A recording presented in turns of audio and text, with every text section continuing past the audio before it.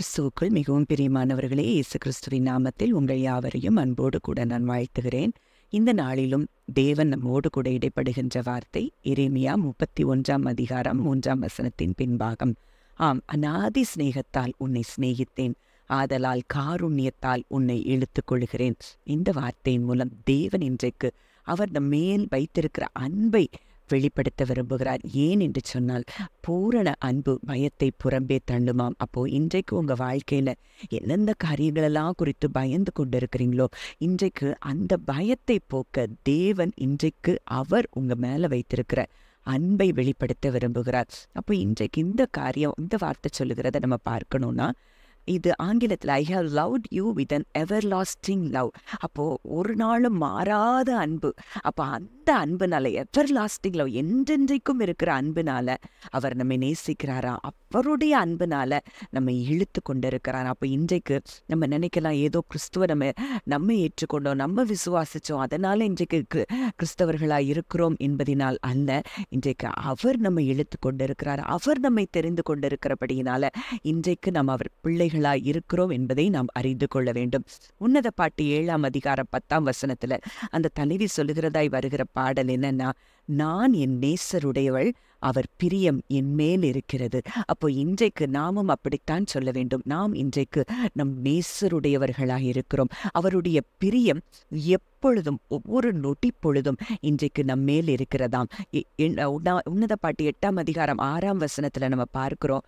அந்த தலைவி சொல்லுகிற வார்த்தை, நீர் என்னை உமது இருதயத்தின் மேல் முத்திரையைப் போலவும் உமது புயத்தின் மேல் முத்திரையைப் போலவும் வைத்துக் கொள்ளும். நேசம் மரணத்தைப் போல் வலிது, நேச வைராக்கியம் பாதாளத்தைப் போல் கொடிதாயிருக்கிறது. அதன் தழல் அக்கினி தழலும், அதன் ஜுவாலை கடும் ஜுவாலையுமாயிருக்கிறது.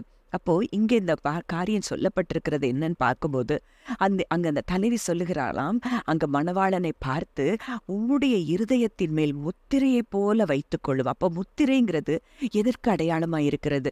இன்றைக்கு நம் நேசர் நமக்காக இருக்கிறார்.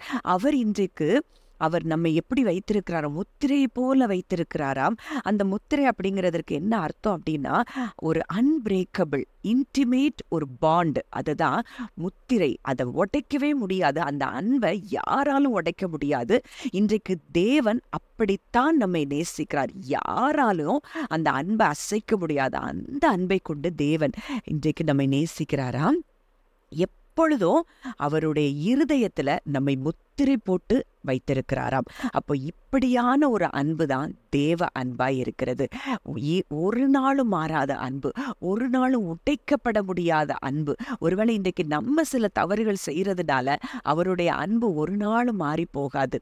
அதுதான் இளையகுமாரனுடைய அந்த கதையில நம்ம படிக்கிறோம். அந்த தகப்பன், அந்த மகன் அவ்வளவு தவறு செய்த பொழுதிலும் அங்க அப்பான்னு வந்தப்போ அங்க தவறுகளை எதையும் பொருட்படுத்தாதபடி மன்னித்து ஏற்றுக்கொண்ட அன்பு தான் அந்த தகப்பனுடைய அன்பு. அதுதான் இன்றைக்கு நம் நேசருடைய அன்பாய் இருக்கிறது என்பதை நீங்கள் அறிந்து கொள்வீர்களானால் உங்க வாழ்க்கையில இருக்கிற பயங்கள் எல்லாம் இன்றைக்கு விலகும்.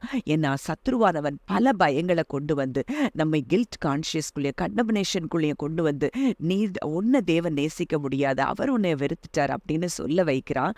ஆனா ஆண்டவர் சொல்றாரு, இல்ல, என்னுடைய அன்பு, நான் உன் மேல வைத்திருக்கிற அன்பு அது மாறாத அன்பு என்று சொல்லி தேவன் இன்றைக்கு நம்மோடு கூட இடைப்படுகிறார். அதுல ஒரு வார்த்தை சொல்லப்பட்டிருக்கிறது, நேசம் மரணத்தை போல் வலிது. அது இங்கிலீஷ்ல எப்படியா இருக்கிறது? எப்படின்னா, my passion is stronger than the chains of death and the grave. அதாவது மரணம், கல்லறையை காட்டிலும் அவருடைய அன்பு எப்படி இருக்குதா? வலிமையா இருக்கிறதா. அதனாலதான் யோவான் 15:13 பார்க்கிறோம், ஒருவன் தன் சிநேகிதருக்காக தன் ஜீவனை கொடுக்கிற அன்பிலும் அதிகமான அன்பு ஒருவரிடத்திலும் இல்லை.